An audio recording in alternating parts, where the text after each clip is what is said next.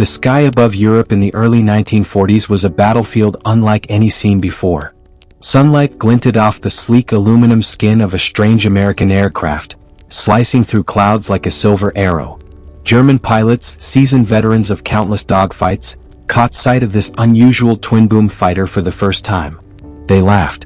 Surely it was just another clumsy American plane, bulky, strange, and unproven. Yet, within minutes, their laughter would turn to disbelief and disbelief to fear. The P-38 Lightning, with its dual fuselage and distinctive nose-mounted armament, was unlike anything the Luftwaffe had ever faced. While most German fighters relied on a single engine, the P-38 had two, giving it unparalleled speed, agility, and resilience. Its 8.50 caliber machine guns, concentrated in the nose, allowed pilots to aim with precision, without worrying about synchronization with spinning propellers. It was, on paper, revolutionary. When the first squadron of American P-38s appeared over the skies of France, German pilots assumed they were flying oversized reconnaissance planes. "They can't maneuver like our Bf-109s," one German ace reportedly joked. "They'll be sitting ducks." But these laughs came without knowledge that would soon rewrite their understanding of air combat. The P-38 was more than its design. It was a testament to American ingenuity and industrial might. With powerful Allison engines, turbosuperchargers, and advanced aerodynamics, it could climb faster, dive faster, and turn harder than almost any fighter it encountered. Its unique twin-boom configuration also offered unprecedented stability and visibility. German pilots, relying on old dogfighting tactics, found themselves disoriented, unable to anticipate the Lightning's sudden, unpredictable moves. By late 1942, American forces were deploying the P-38 in both the European and Pacific theaters. In Europe, it became a key escort fighter for heavy bombers on deep raids into Germany. Unlike earlier American fighters, which were often left to fend for themselves against Luftwaffe attacks, the P-38 could engage enemies aggressively, chase them down, and still return to base unscathed. Stories began circulating among German pilots of their planes being riddled with machine gun fire by these double fuselage monsters, seemingly striking from two directions at once. As word spread, the laughter diminished. Encounters with the P-38 were becoming legendary. One pilot recounted his first sighting. "It came at us, fast, almost impossibly fast, guns blazing. Before I could even roll my aircraft to fire, I was hit. My plane shredded, my comrades screaming. It was like being attacked from two angles at the same time. We never stood a chance." The intelligence reports confirmed it. The P-38's tactics were unconventional. American pilots had discovered a maneuver called the inverted split S, which allowed them to dive, reverse direction, and climb in a single devastating sequence. Paired with concentrated firepower, the German Luftwaffe had no immediate counter. As more missions were flown, it became clear. The P-38 was not merely another plane, it was a psychological weapon, a terror in the sky.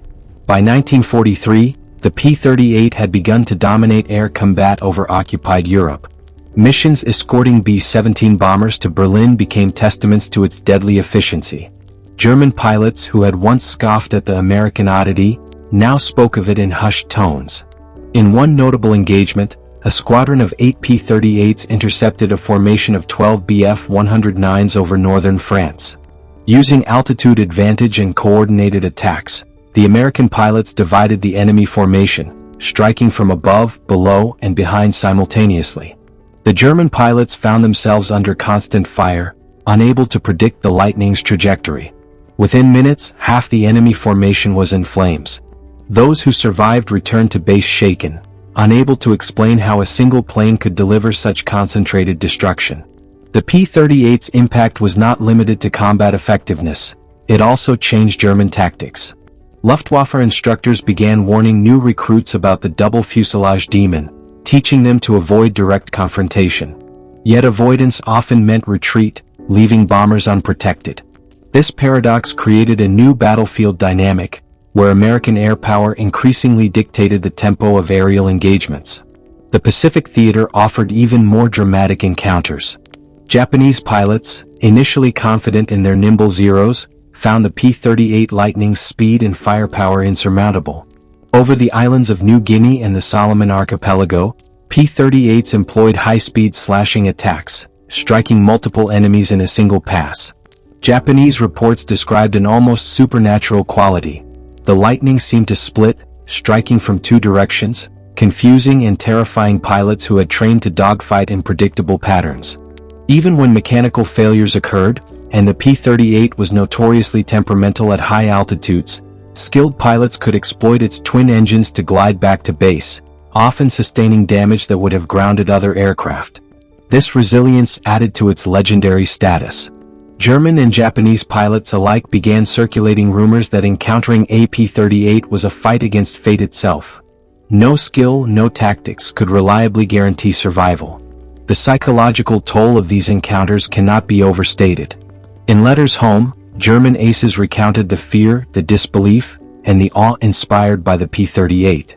It was no longer a machine to laugh at, it was a specter in the clouds, a harbinger of losses, and an instrument that symbolized the unstoppable industrial and tactical might of the Allies. By mid-1944, the P-38 was credited with destroying hundreds of enemy aircraft, rescuing downed pilots with daring reconnaissance missions, and escorting bombers that could finally reach targets deep within enemy territory. The very name Lightning became synonymous with speed, precision, and lethality, a stark contrast to the dismissive laughter of its earliest encounters. The story of the P-38 Lightning is not just one of technological innovation. It is a tale of psychology, tactics, and transformation. German pilots who laughed initially learned, often at great cost, that underestimating an opponent could be fatal. The P-38 forced both sides to rethink the nature of air combat. Speed, concentrated firepower, and strategic ingenuity could outweigh sheer experience or tradition. Veterans who flew the P-38 often recounted the profound sense of responsibility that came with its capabilities. Its pilots became living legends, tasked with escorting bombers, conducting reconnaissance, and occasionally performing daring rescue missions behind enemy lines. Each sortie added to the mythos. A plane that could hit from two directions, survive impossible odds, and return its pilot home. Today, the P-38 remains one of the most iconic aircraft of World War II. Museums across the United States display its twin fuselage gleaming under lights, a testament to the engineers, mechanics, and pilots who brought it to life. Its story is told not only in the technical manuals and battle reports but in the letters, diaries, and oral histories of those who faced it, or flew it, in combat.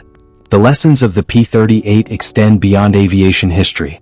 It is a reminder of innovation under pressure, the consequences of underestimation, and the profound human element that shapes warfare. The Germans may have laughed at first, but the Lightning taught a lesson that echoes through military history. True power often arrives in unexpected forms, striking decisively when least anticipated. As the sun sets over an airfield, the silhouette of a P-38 reminds us of those high-altitude duels, the pilots who risked everything, and the aircraft that changed the course of the war, not by numbers alone but by courage, precision, and innovation. And in those quiet moments, one can almost hear the distant echoes of German pilots, once laughing, now humbled, remembering the day a twin-boom fighter shot at them from two directions at once. The skies over Europe in 1943-44 became a proving ground for the P-38 Lightning, where theory met fire and skill met destiny. One of the most celebrated engagements occurred over the forests of northern France, where a single flight of P-38s confronted a larger formation of Bf-109s escorting a German reconnaissance squadron. The Luftwaffe pilots, confident in their superior maneuverability and combat experience, had no idea what awaited them. As the P-38s approached from high altitude, they executed a tactic that would become legendary: simultaneous attack from multiple angles. One group dove from above, engines roaring, guns blazing. Another appeared from behind, exploiting the Lightning's superior speed and dive capability. To the Germans, it was as if the aircraft multiplied in midair, striking from two directions at once. Accounts describe the shock on their faces, the frantic attempts to regroup, and the sudden realization that their traditional dogfighting techniques were inadequate against such a versatile opponent. American pilots, on the other hand, had spent months training specifically for these scenarios. They studied Luftwaffe tactics, understood German flight formations, and practiced coordinated maneuvers that leveraged the P-38's strengths. Communication between pilots was key. Using radio signals and prearranged patterns, they orchestrated attacks that overwhelmed even the most experienced German aces. One P-38 pilot later recalled, "We felt almost untouchable, but we knew one mistake could cost us our lives. Precision and timing were everything." Among the most remarkable stories were those of ace pilots who achieved incredible success in the P-38. Richard Bong, the top American ace in the Pacific Theater, credited the Lightning's performance with allowing him to engage multiple enemy aircraft simultaneously, achieving victories that would have been impossible in other fighters. In Europe, pilots reported similar feats, downing several aircraft in a single engagement, evading counterattacks and returning to base with minor damage, feats that would have been unthinkable in earlier, slower aircraft. But the P-38's impact was not merely about killing enemy planes, it reshaped the strategy of air campaigns. The Allies could now maintain bomber formations deep into enemy territory with far fewer losses. German pilots, once the undisputed masters of the skies, had to reconsider every engagement. They began developing counter-tactics, including concentrated formations, surprise attacks from unexpected directions, and coordination with flak batteries on the ground. Yet the P-38's speed and firepower often rendered these attempts futile. Perhaps the most striking aspect of these encounters was the psychological effect. Reports from Luftwaffe pilots describe a unique sense of disorientation. The Lightning seemed almost to anticipate their movements, appearing in one direction then another before they could react. The twin-boom demon became a phrase whispered among German fighter units, a symbol of fear and respect. The laughter that greeted its first appearances had vanished entirely, replaced by caution, anxiety, and admiration. Not every engagement went perfectly for the P-38. Mechanical failures, adverse weather, and inexperienced pilots sometimes led to losses. Yet these moments only reinforced the aircraft's legend. Surviving a flight in a P-38 required skill, courage, and respect for its capabilities. Pilots learned to exploit its strengths, high-altitude dives, tight turns, coordinated attacks, while minimizing exposure to enemy fire. This blend of technology and training elevated the P-38 from a mere machine to a decisive tool of war. One famous encounter involved a squadron of P-38s protecting a formation of B-17 bombers over Germany. Outnumbered nearly 2-1 by German fighters, the American pilots executed a series of coordinated maneuvers that decimated the enemy. In the chaos, a single P-38 pilot managed to shoot down 3 enemy aircraft in less than 5 minutes, an achievement that would have seemed impossible in conventional fighters. His squadron returned to base almost intact, a feat that stunned both the Allies and the Germans alike. These stories were more than statistics. They were lessons in innovation and adaptation. The P-38 forced pilots, both American and German, to reconsider every assumption about air combat. It demonstrated that technology, combined with training and strategic thinking, could redefine the battlefield. The Lightning's ability to strike from multiple directions at once was more than a trick. It was a demonstration of precision, coordination, and mastery of aerial warfare. As the war progressed, the P-38 continued to leave its mark. In reconnaissance missions, it gathered intelligence that would prove vital for planning future operations. In escort missions, it shielded bombers that would otherwise have been sitting ducks. And in dogfights, it instilled a respect and fear that changed the morale of enemy pilots. Each encounter added to the legend, each victory reinforcing the narrative that this was not just a fighter aircraft, but a revolution in the skies. By the end of 1944, German pilots had come to view the P-38 with a mixture of fear, respect, and disbelief. The twin-boom Lightning was no longer an oddity to be mocked. It was a symbol of American ingenuity, courage, and industrial might. Pilots who had once laughed were now careful, cautious, and often defeated. In the high-altitude duels over Europe, the P-38 had changed the rules, rewriting what was possible in the theater of aerial warfare. The legend of the P-38 Lightning endured long after the war. Pilots' memoirs, official military reports, and oral histories preserved the tales of its unmatched versatility. It became a benchmark for fighter design, a case study in training and tactics, and a story of fear and respect earned in the skies. The Lightning taught that innovation, when combined with courage and skill, could turn the tide of battle, and that underestimating an enemy, no matter how strange or unfamiliar, could be fatal.